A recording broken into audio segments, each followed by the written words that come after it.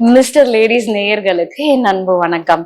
Doctor வைதீபா, அரசு யோகா மற்றும் இயற்கை மருத்துவக் கல்லூரி மற்றும் மருத்துவமனை. இன்னைக்கு பார்க்க போற டாபிக் என்ன அப்படின்னா, எப்படி யோகா இயற்கை மருத்துவம் மூலயமா நம்மளுடைய தொப்பையை எப்படி குறைக்கிறது. ஏன்னா எல்லாருடைய கான்சியஸும் என்ன அப்படின்னாக்கா, நம்மளுடைய பியூட்டி, அழகா நம்ம ஒரு லுக் இருக்கணும், ஃபிட்டா இருக்கணும். ஸோ இந்த மாதிரி விஷயத்துக்கு எல்லா வயதினருமே ரொம்ப இம்பார்ட்டன்ஸ் தருவோம். ஸோ அதுல இந்த தொப்பு குட்டியா இருந்தா கூட நம்ம அதே ஒரு கன்சர்ன்டாவே இருப்போம். யோகா இயற்கை மருத்துவம் மூலயமா இந்த தொப்பையை எப்படி குறைக்கலாம் அப்படின்றத பார்க்கலாம். ஃபர்ஸ்ட் டிப் என்ன அப்படின்னாக்கா, யோகாசனம் தாங்க. இந்த ஆசனங்கள்லயே பெஸ்ட் ஆசனம் எதுன்னு கேட்டீங்கன்னாக்கா, நௌகாசனம் அப்படின்னு சொல்லக்கூடியது. இது ஒரு போட் வடிவத்துல இருக்கக்கூடிய ஆசனம். இதை நீங்க பண்ணும் போதே தெரியும் உங்களுக்கு, அந்த வயிறுல ஒரு வைப்ரேஷன் இருக்கும். ஆக்சுவலா இது ஒபேசிட்டி அப்படின்றது நம்ம கிரேட் பண்ணலாம். அதாவது மைல்டு, மாடரேட், சிவியர் அப்படின்னு சொல்லக்கூடியது. இதையும் தாண்டி போகும்போது தான் மார்பிட் ஒபேசிட்டி அப்படின்னு சொல்றது. ஆனா இந்த ஒபேசிட்டியோடைய பிரச்சனையே என்னன்னா, இது நிறைய காம்ப்ளிகேஷன்ஸ் நமக்கு கொண்டு வந்துரும். இதனால சுகர் ஜாஸ்தி ஆகிறது, பிபி அதிகமாகிறது, கொலஸ்ட்ரால் அதிகமாகிறது, ஹார்ட் டிசீஸ் ஏற்படுறது, உடல் பருமன் ஜாஸ்தியா இருக்கிறது, மூட்டு தேய்மானம் ஏற்படுறது, இப்படி பல பிரச்சனைகளை கொண்டு வர்றதுனால இந்த உடல் பருமனை கண்டிப்பா நம்ம கவனிச்சேதான் ஆகணும். சோ அப்படிப்பட்ட விஷயத்துக்கு நம்ம ஃபர்ஸ்ட் பார்க்க போற ஆசனம் தான் இந்த நௌகாசனம். இந்த போட் வடிவத்துல நம்ம இந்த ஆசனத்தை நம்ம பண்ணும் போது நம்ம வயிறுல ஒரு வைப்ரேஷன் கிரியேட் ஆகும். இது நேச்சுரலாவே நம்ம பாடியில வளர்சிதை மாற்றத்தை அதிகமாக்கி, அதே நேரத்துல ஃபேட் டைஜஷன் அதிகமாக்குது. உடல் வெப்பத்தை, குறிப்பா நம்மளுடைய வயிறு பகுதியில அந்த ஹீட்டை ப்ரொடியூஸ் பண்ணி தேவையற்ற கொழுப்புகளை மொபிலைஸ் பண்றதுக்கு இது ஹெல்ப் பண்ணும். சோ இப்ப இந்த ஆசனத்தோட சேர்த்து நம்ம தினசரி சூரிய நமஸ்காரம், அந்த 12 ஸ்டெப்ஸ் சொல்லக்கூடிய அந்த சூரிய நமஸ்காரத்தை நம்ம ரெகுலரா பண்ணும் போது இது நம்மளுடைய உடல் பருமனை குறைக்கிறதுக்கு இது ரொம்பவே ஹெல்ப் பண்ணும். சோ ஒரு நாளைக்கு 3 தடவை நம்ம சூரிய நமஸ்காரம் பண்ணலாம். அது கூட இந்த நௌகாசனம், புஜங்காசனம், தனுராசனம், அதே நேரத்துல பச்சிமுத்தாசனம், பாதஹஸ்தாசனம், இது எல்லாமே நம்ம இந்த உடல் பருமனை குறைக்கிறதுக்கான ஒரு பெஸ்ட் ஆசனங்கள் சொல்லலாம். இது கூட நம்ம மூச்சு பயிற்சியில பாத்தீங்கன்னாக்கா, பஸ்திரிகா பிராணாயாமம் அப்படின்னு சொல்லுவாங்க. ஃபாஸ்ட் இன்ஹலேஷன், ஃபாஸ்ட் எக்ஸலேஷன், பெலோஸ் பிரத்னும் இதுக்கு இன்னொரு பேர் உண்டு. எந்த அளவுக்கு வேகமா ஒரு பலூனை நீங்க ஊதி அதை ஆஃப் பண்ணும் போது அதோடைய ஃபோர்ஸ் எப்படி இருக்குமோ அந்த மாதிரி நம்ம இந்த பஸ்திரிகா பிராணாயாமம் பண்ணும் போது நம்மளுடைய வயிறு ஒரு பலூன் மாதிரி வந்துட்டு போகும். சோ அப்ப அந்த எனர்ஜியே உங்களுடைய உடல் பருமனை குறைக்கிறதுக்கு ஹெல்ப் பண்ணுது. நம்மள கிரிய யோகத்துல அக்னிசார கிரியா அப்படின்னு சொல்லுவாங்க. இந்த அக்னிசார கிரியாவை ஒரு மருத்துவருடைய மேல் பார்வையில இதை நம்ம பண்ணும் போது எக்ஸலண்டான ரிசல்ட் இருக்கு. சோ இதுல பாத்தீங்கன்னாக்கா, அவங்க ஒரு 10 days அவங்க அட்மிஷன்ல இருக்கும் போது குறைஞ்சது ஒரு 5 to 6 kgs ஆகுது. நேச்சுரல் வேல நம்ம வெயிட் ரெடியூஸ் பண்றதுக்கு ரொம்பவே ஹெல்ப் பண்ணுது. சோ இந்த உடல் பருமன் பல காரணங்களால வரக்கூடியது. ஒண்ணு பாத்தீங்க அப்படின்னாக்கா, ஹார்மோன் இம்பேலன்சஸ்னால வர்றது. ஒரு சில நேரத்துல மன அழுத்தத்தினால கூட உடல் பருமன். மன அழுத்தத்துக்கும் உடல் பருமனுக்கும் என்ன சம்பந்தம் தானே கேக்குறீங்க? நம்ம மன அழுத்தத்துல அதிகமா இருக்கும் போது நம்ம சாப்பிடுற அந்த கண்ட்ரோல்ல, இப்ப பாத்தீங்கன்னா முன்னாடி எல்லாம் டைம் பாஸுக்கு தான் நம்ம வெளியே போவோம். இப்ப டைம் பாஸுக்கு பீச்சு, சினிமா எல்லாம் கிடையாது, ஹோட்டல் தான் அதிகமாயிடுச்சு. சோ அந்த மாதிரி இப்போ நம்ம சாப்பிடுறதே ஒரு ஹாபி ஆயிடுச்சு, சாப்பிடுறதே ஒரு டைம் பாஸ் ஆயிடுச்சு. சோ இப்படிப்பட்ட விஷயங்கள் நம்மளுடைய உடல் பருமனை அதிகமாக்கிட்டே போகுது. இது ஆக்சுவலா சந்தோஷமா இருக்கும் போது நம்ம நிறைய சாப்பிடுறத விட மன அழுத்தத்துலதான் அதிகமா சாப்பிடுறோம். அதுலயும் இப்ப இருக்கக்கூடிய யங்ஸ்டர்ஸ் பாத்தீங்க அப்படின்னாக்கா, நிறைய ஜங்க் ஃபுட்ஸ். ஸோ அவங்க ஃப்ரெண்ட்ஸோட போய் சாப்பிடுறது, இல்ல தனிமையா சாப்பிடுறது, ஃபேமிலியோட போனா கூட அதை தான் வேணும்னு சொல்லி அதிகமா இந்த மாதிரி ஜங்க் ஃபுட்ஸை சாப்பிடும் போது இது நம்மளுடைய உடல் பருமனை மட்டும் இல்ல, பல உபாதைகளை கொண்டு வரக்கூடிய ஒரு முக்கிய காரணமாவே இருக்கு.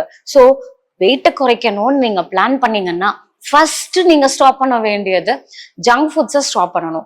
இந்த மைதா ப்ராடக்ட்ஸை நிறுத்துறது தான் முதல் விஷயம். அடுத்தது ஆடட் சுகர்ஸ். நிறைய விஷயங்கள்ல பாத்தீங்கன்னாக்கா, நிறைய ட்ரிங்க்ஸே எடுத்துக்கிட்டீங்கன்னா அந்த ஆடட் கலர்ஸ் அண்ட் சுகர்ஸ் இது ஜாஸ்தியாவே இருக்கு.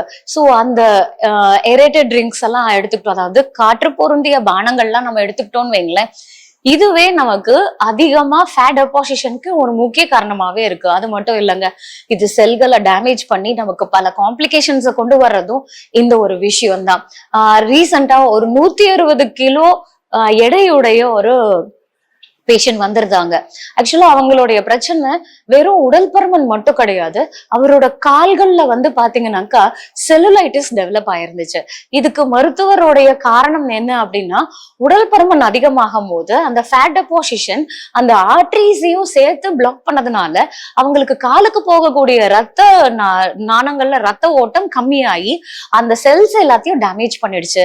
சோ அப்போ இதுக்கு சொல்யூஷன் வேணும்னா நீங்க உடல் பருமனை குறைச்சாதான் செல்லுலைட்டிஸ் வந்து சரி பண்ண முடியும் அப்படின்னு சொல்லியிருந்தாங்க. சோ அந்த 160 கிலோ இருந்த பேஷண்ட நம்மளுடைய யோகா இயற்கை மருத்துவம் கொடுத்து அவங்களுக்கு வந்து பாத்தீங்கன்னாக்கா 120 கிலோக்கு வர அளவுக்கு அவங்களுக்கு வந்து வெயிட் வந்து நல்லாவே குறைஞ்சிருந்துச்சு. சோ அதே மாதிரி இன்னொரு கேஸ் வந்து பாத்தீங்கன்னாக்கா இந்த ஒரு மேடம் அவங்க அந்த ஒரு பெண்மணி வந்து பாத்தீங்கன்னாக்கா 120 கிலோல இருந்தாங்க. அறிவியல்ல வந்து 11 சர்ஜரி ஷி அண்டர்கான். சோ அதுல வந்து பாத்தீங்கன்னாக்கா நிறைய மல்டிபிள் காம்ப்ளிகேஷன். ஒரு அடி வச்சா கூட மூச்சு வாங்குது, என்னால எங்கேயுமே நடக்க முடியாது, எனக்கு இதனாலயே நான் எங்கேயுமே போறது இல்லை அப்படின்ற ஒரு மன அழுத்தத்திலயும் இருந்தாங்க. அவங்களுக்கு தைராய்டு பிரச்சனை இருந்துச்சு, ஃபேட்டி லிவர் இருந்துச்சு, டயபெட்டிஸ், ஹைப்பர் டென்ஷன், கொலஸ்ட்ரால், இப்படி அடிக்கிட்டே போலாம். ஆனா இதுல முக்கியமா நாங்க கான்சென்ட்ரேட் பண்ணது என்னன்னா உடல் பருமனை குறைக்கிறதுக்கு. நம்மளுடைய யோகா இயற்கை மருத்துவத்துல நிறைய சிகிச்சை முறைகள் இருக்கு. நீராவி குளியல், மண் குளியல், வாழை இலை குளியல், மசாஜ் தெரப்பி, அபியாங்க ஸ்நானம் சொல்லுவாங்க. உடல் முழுக்க நல்லா எண்ணெயால மசாஜ் பண்ணி அவங்களுக்கு சூரிய வெளிச்சத்துல இருக்கும் போது சோ அந்த சூரிய வெளிச்சத்துல இருந்து வரக்கூடிய அந்த கதிர்வீச்சுல நமக்கு விட்டமின் டி வந்து சிந்தசிஸ் ஆகும். இது என்ன பண்ணும் அப்படின்னாக்கா நமக்கு ஃபர்ஸ்ட் ஹார்மோன்ஸும் பேலன்ஸ் பண்ணும். நம்ம உடல்ல வந்து என்டோர்பின்ற ஹார்மோனை ஸ்டிமுலேட் பண்ணுது, அதே நேரத்துல செரோட்டின் என்ற ஹார்மோனையும் அதிகமா தூண்டு வைக்குது. இதெல்லாம் என்ன பண்ணும் அப்படின்னு கேட்டீங்கன்னா நம்மள ரொம்ப பாசிட்டிவாகவும் நமக்கு விட்டமின் டி அதிகமா சிந்தசைஸ் ஆகிறதுனால ஈவன் வெயிட் ரிடக்ஷனுக்கும் இது ரொம்பவே ஹெல்ப் பண்ணும். சோ இப்படிப்பட்ட சிகிச்சை முறைகள்ல எல்லாம் அவங்களுக்கு கொடுத்து 15 நாள் வந்து அவங்க ஜூஸ் டயட்ல இருந்தாங்க, ஃப்ரூட்ஸ் அண்ட் ஜூஸ் டயட்ல இருந்தாங்க. மொத்தமா அவங்க இருந்தது வந்து பாத்தீங்கன்னாக்கா 37 நாள் வந்து ஸ்டே பண்ணிருந்தாங்க. கிட்டத்தட்ட 17 கிலோ வந்து அவங்க குறைச்சிருந்தாங்க. இதுல அவங்களுடைய சுகர் வந்து கண்ட்ரோல் ஆயிடுச்சு, பிபி கண்ட்ரோல் ஆயிடுச்சு, கொலஸ்ட்ரால் கண்ட்ரோல் ஆயிடுச்சு, ஈவன் ஃபேட்டி லிவரும் வந்து அவங்களுக்கு ஸ்கேன் எடுக்கும் போது கம்ப்ளீட்டா அவங்களுக்கு ஃபேட்டி லிவர் வந்து இல்ல அப்படின்னே வந்துருச்சு. சோ இந்த மாதிரி விஷயங்கள் உணவு கட்டுப்பாடும் ரொம்பவே தேவை. இதுல இன்டர்மீடியன்ட் ஃபாஸ்டிங் அப்படின்றத நம்ம அட்வைஸ் பண்ணுவோம். அந்த இன்டர்மீடியன்ட் ஃபாஸ்டிங் அப்படின்றது 2 மீல் a day, வாரத்துல ஒரு நாளாவது உபவாசம் இருக்க சொல்லி நம்ம சொல்லுவோம். அதாவது பழங்கள், காய்கறிகள், முளைக்கட்டின பயிறு, இப்படிப்பட்ட உணவுகளை அவங்கள வாரத்துல ஒரு நாள் எடுத்துக்க சொல்லி சொல்லுவோம். நம்ம இங்க ஐபில தங்கி இருக்கும் போது பாத்தீங்கன்னா முழு நேரமும் அவங்க பழங்கள், காய்கறிகள், இந்த இயற்கை உணவு தான் எடுத்துப்பாங்களே. சோ அது மூலமா அவங்களுடைய கட் பாக்டீரியாவையும் நாங்க செக் பண்ணியிருந்தோம். அதுல அவங்களுடைய அந்த குட் பாக்டீரியாஸோடைய லெவல் வந்து ஜாஸ்தியா இருந்துச்சு. சோ இந்த மாதிரி விஷயங்கள் சயின்டிபிக்கா நம்ம வந்து மக்களுக்கு சொல்லணும் அப்படின்றதுனாலதான் நம்ம இந்த மாதிரி விஷயங்கள்ல நிறைய ரிசர்ச் பண்ணி அதோடைய டேட்டாஸோட சேர்த்துதான் நம்ம வந்து பப்ளிஷ் பண்றோம்.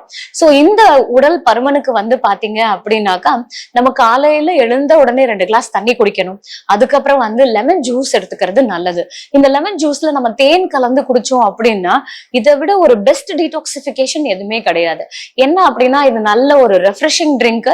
நம்ம பாடியில அதாவது உடல்ல இருக்கக்கூடிய கழிவுகளை வெளியேற்றி செல்களை புதுப்பிக்கிறதுக்கு இது வந்து ஹெல்ப் பண்ணும். அதுக்கப்புறம் நம்ம சாப்பிடுற காய்கறிகள்ல, பழங்கள்ல அதிகமா நார் சத்து இருக்கிறது ரொம்பவே முக்கியம். இது நமக்கு கொலஸ்ட்ராலா அது டெபாசிட் ஆகாம நம்மளுடைய மலம் மூலியமா வெளியேற்றுறதுக்கு இது வந்து ஹெல்ப் பண்ணுது. இது கூட வந்து பாத்தீங்கன்னாக்கா நம்ம ஃபுட்டு நம்ம எடுத்துக்கிறோம்னு வைங்க, அதாவது நம்ம அட்வைஸ் பண்ணக்கூடிய டயட்ல மத்தியானம் சாப்பிடும் போது 1 கப் ரைஸ் சாப்பிட்றாங்கன்னா 3 கப்பு காய் சாப்பிடணும் அப்படின்றத நம்ம அட்வைஸ் பண்றோம். அரை வயிறு சாப்பாடு, 1/4 வயிறு தண்ணி, 1/4 வயிறு காலியாவே இருக்கிறது, இந்த மாதிரி லைஃப் ஸ்டைல அவங்களை அட்வைஸ் பண்றதுனால ஃபர்தராவும் அவங்க வெயிட்டை கெயின் ஆகாம அவங்களுடைய வெயிட்டை வந்து மெயின்டைன் பண்றதுக்கு இது வந்து ஹெல்ப் பண்ணும்.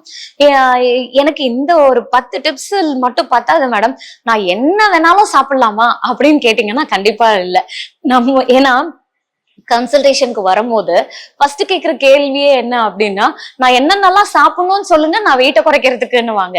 ஏங்க நீங்க ஃபர்ஸ்ட் வெயிட்டை குறைக்கணும்னா என்ன சாப்பிடக்கூடாதுன்னு தாங்க நீங்க கேட்கணும் அப்படின்னு சொல்லுவேன். சோ அப்போ அந்த மாதிரி நம்மளுடைய வாழ்வியல் மாற்றங்கள் உடல் ரீதியாவும் மன ரீதியாவும் மன அழுத்தம் இல்லாம நல்ல ஆரோக்கியமான தூக்கத்தோட நம்ம வாழ்வியல் மாற்றங்களோட நம்ம ஃபேஸ் பண்ணும் போது கண்டிப்பா உடல் பருமன் மட்டும் இல்லைங்க, அது எவ்வளவு பெரிய நோயா இருந்தாலும் ஏர்லி ஸ்டேஜ்ல இருக்கும் போது அதை நம்மளால ரிவர்ஸ் பண்ண முடியும்.